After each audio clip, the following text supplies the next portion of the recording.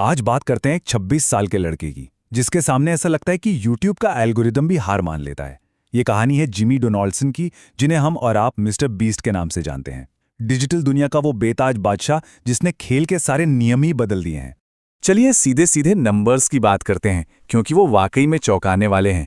Celebrity net worth के हिसाब से इस लड़के की नेटवर्थ है पूरे 8300 करोड़। जी हाँ, दुनिया का सबसे कम उम्र का सेल्फ मेड अरबपति। लेकिन ये कहानी आप जानते हैं सिर्फ पैसों की नहीं है। सारे प्लेटफॉर्म्स को अगर मिला दें तो इनके 402 मिलियन मतलब 40 करोड़ से भी ज्यादा सब्सक्राइबर्स हैं। ये नंबर अपने आप में ये बताता है कि डिजिटल स्पेस पर इनकी पकड़ कितनी कितनी ज्यादा मजबूत है। और हर महीने की कमाई, उसका अंदाजा लगाया जाता है करीब करीब 60 करोड़ रुपए। देखिए, ये आंकड़े सिर्फ ये साबित करते हैं कि मिस्टर बीस्ट अब कोई एक यूट्यूबर नहीं है, बल्कि एक बहुत बहुत बड़ा ऑपरेशन है। पर यह सब कुछ रातों रात नहीं हुआ। एक वक्त था जब उनके 0 व्यूज थे, लेकिन एक चीज थी, जबरदस्त आत्मविश्वास। उनका शुरू से मानना था कि अगर आइडिया में दम है तो व्यूज और लाइक्स की बारिश होकर रहेगी। तो क्या है ये मिस्टर बीस्ट फॉर्मूला? चलिए इसे डिकोड करते हैं।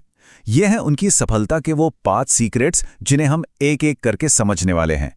पहला सीक्रेट है कैलकुलेटेड मैडनेस, मतलब एक सोचा समझा पागलपन। कुछ ऐसा कर गुजरना जो इतना अलग हो, इतना अनोखा हो कि इंटरनेट पर भूचाल ही आ जाए। जैसे कि सोचिए, 40 घंटे तक कैमरे के सामने बैठकर 1 लाख तक गिनना, या फिर 50 घंटों के लिए एक ताबूत में जिंदा दफन हो जाना।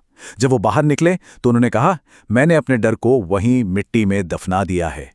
यही वो पागलपन है जिसमें एक मेथड है जो उन्हें सबसे अलग बनाता है। अब आते हैं दूसरे सीक्रेट पर, द री इन्वेस्टमेंट इंजन। ये वो सिद्धांत है जो बताता है कि मिस्टर बीस्ट के लिए पैसा मंजिल नहीं है, बल्कि उनकी गाड़ी का पेट्रोल है, ग्रोथ का एक टूल है।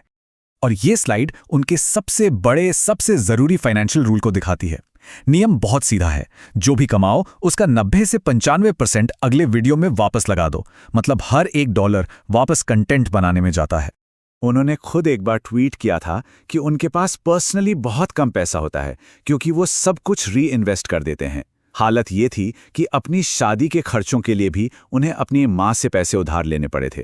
और ये रीइन्वेस्टमेंट स्ट्रेटेजी असल में कितनी बड़ी है, इसका अंदाजा इस बात से लगाइए, उनकी कंपनी बीस्ट इंडस्ट्रीज सिर्फ इस साल कंटेंट बनाने पर करीब $250 मिलियन खर्च कर रही है।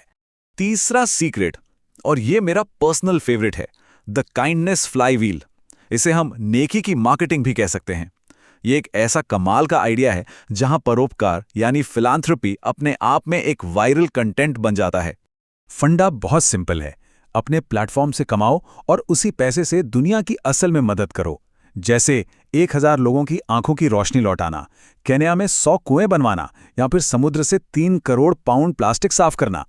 और कमाल की बात यह है कि ये अच्छे काम ही उनका सबसे पावरफुल और फील गुड कंटेंट बन जाते हैं। चौथा सीक्रेट है बियॉन्ड द क्रिएटर।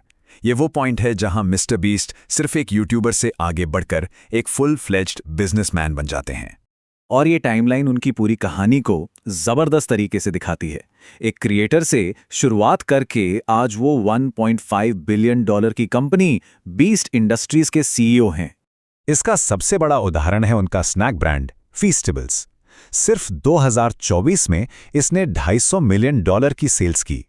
और जिमी का तो मजाक में ये तक कहना है कि उनके स्नैक्स उनके वीडियो से भी ज्यादा तेजी से बिक रहे हैं। और अब आते हैं 5वें और आखिरी सीक्रेट पर, टोटल स्क्रीन डोमिनेशन। ये वो स्ट्रैटेजी है जो ये पक्का करती है कि कोई कहीं भी देखे उसे मिस्टर बीस्ट ही दिखें। जरा उनके मीडिया इकोसिस्टम को देखिए। यूट्यूब उनका मेन हब है, लेकिन टिकटॉक नए वीडियो पर ट्रैफिक लेकर आता है।